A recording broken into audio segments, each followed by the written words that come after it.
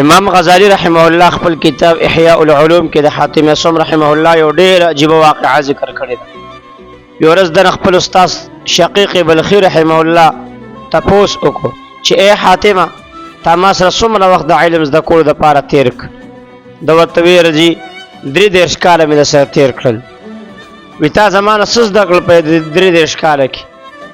هغه ورته ویل جي ما خو صرف 8 مسلې زده کړې. استاد اولی انا لله و انا الیه راجعون. زما خو تا سره ټول عمر تیر شو او تا سره زمانه 8 مسلې زده کړې. دا ورته وی چې استاد صاحب دروغ درته نشم ویلي، په دې دومره زمانه کې مې صرف عمده 8 مسایل زده کړي، نور مې اسم نه زده کړي. هغه ورته وی زه ته ووایه دا 8 مسلې دې کم زده کړي دي چې زه یې واورم. حاتم اصم رحمه الله ورته شروع شو. لومبۍ مسله ما چې کله د مخلوقات وکتل نو د هر چا د یو شي سره محبت و، خو چې کله به دې مړ شو نو هغه شی به ترېنه پاتې شو. نو ما د نیکو اعمالو سره محبت شروع او نیک اعمال مې کول، ځکه که زه وفات شم نو دا نیک اعمال به زما سره قبر ته ځي، زمانه به دا نه جدا کېږي. استاد ورته وی دا خو د ډېره ښه مسله زده کړې ده، خو نور یې راته ووایه چې نور دې کومې مسلې زده کړي؟ ویله جي دویمه مسله خو مې دا زده کړې ده چې ما د الله پاک دې قول ته نظر وکړو. الله پاک فرمایي واما من خاف مقام ربه ونهى النفس عن الهوى. څوک چې د خپل رب د وړاندې د اودېدلو نه یریدلی وي او خپل نفس یې د خواهشاتو نه منع کړي وي فان الجنة هي المأوى، نو یقینا د ده لپاره جنت ځای د اوسېدو. نو ما د ځان سره سوچ وکړو چې د الله په کلام کې هیڅ شک او شبهه نشته، لہذا ما په خپل زړه کې د الله نه یره پیدا کړه، د خواهشاتو نه مې ځان منع کړو او نیک اعمال مې شروع کړو چې الله پاک ما له هم جنت راکړي. درېیمه مسله مې دا زده کړې ده چې ما مخلوقاتو ته نظر وکړو نو ما ولیدل چې د هر چا سره څه قیمتي شی وي نو دې د هغه څیز ډېر حفاظت کوي او یو محفوظ ځای کې د ځان دپاره ږدي. خو ما چې کله د قرآن کریم دې آیت ته وکتل چې الله پاک فرمایي ما عندکم ینفد وما عند الله باق، څه چې د تاسو سره دي نو هغه به ختم او فنا شي، او څه چې د الله سره دي هغه به باقي پاتې کېدونکي. لہذا ما سره چې څه قیمتي شی و ما هغه د الله دپاره خیرات کو، الله ته مې حواله کړ د دې دپاره چې دا زما دپاره محفوظ شي. څلورمه مسله مې دا زده کړې ده ما په دې تمام مخلوقاتو کې نظر وکړو نو چا په مال سره فخر کو، چا په حسب نسب سره فخر کو او دی د ځان دپاره عزت ګڼو چې ګینې په دې سره به زه معزز شم.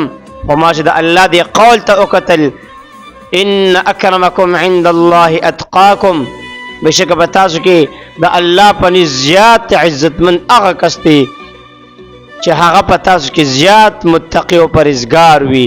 نو ما هم تقوا په ځان کې پیدا کړه چې زه هم د الله په نزد عزتمند شم. پنځمه مسله مې دا زده کړې ما چې په دې تمام مخلوقاتو کې نظر وکړو نو دوی کې بعضې په بعضې نورو باندې لعنت وي، د یو بل سره عداوت کوي او د بل مسلمان سره چې څه نعمت وویني نو دې دا نه برداشت کوي. د دې ټولو خبرو جرړه حسد دی.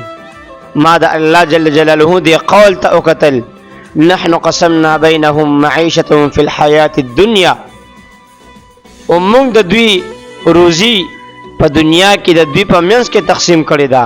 نو زه پوه شم چې کله تقسیم د الله د طرف نه دی نو بیا زه د خلکو سره حسد او عداوت ولې وکم؟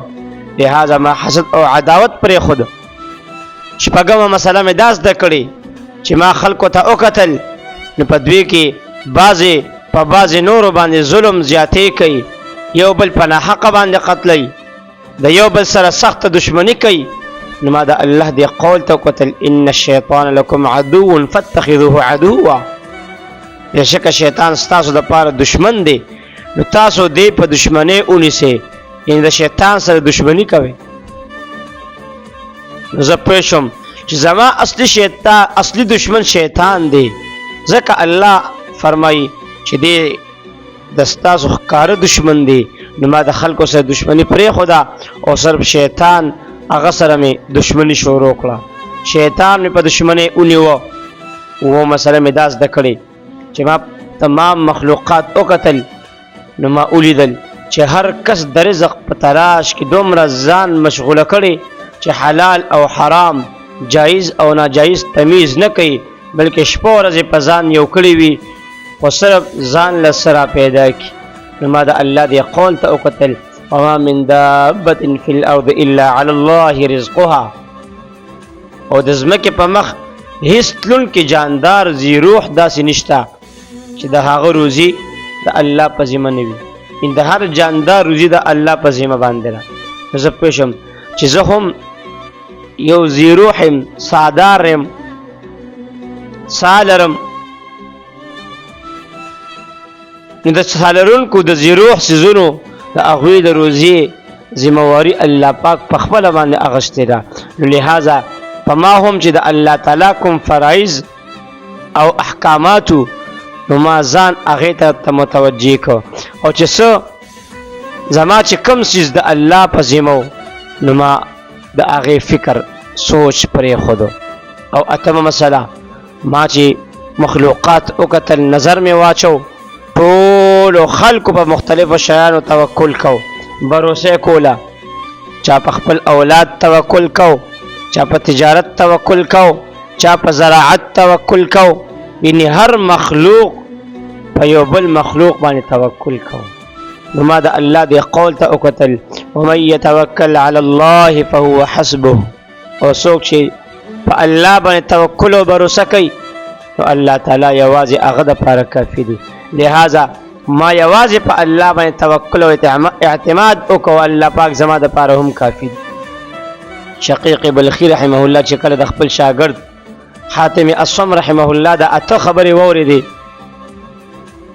کومې چې په دې 33 کاله کې زده کړې وي، نو خپل استاد ورته وویلې ای حاتمه تا ته د الله په دې خبرو باندې تا ته عمل کولو توفیق درکړي، رب ذوالجلال دې تا ته په دې باندې د عمل کو توفیق درکړي. ما د تورات، انجیل، زبور او د قرآن کریم په ټولو علومو باندې مې نظر اچولی. نو دا اته خبرې د عمل په اعتبار سره د ټولو کتابونو نچوړ او خلاصه ده. چا چې په دې باندې عمل وکړو گویا د په ټولو کتابونو باندې عمل وکړو، ځکه د اته خبرې د ټولو نیکو کارونو لپاره اساس او بنیاد دی.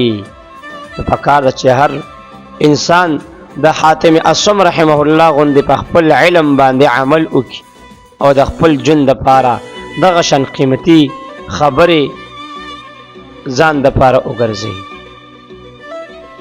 رب ذوالجلال دې په دې خبرو باندې مونږ او تاسو ټولو ته د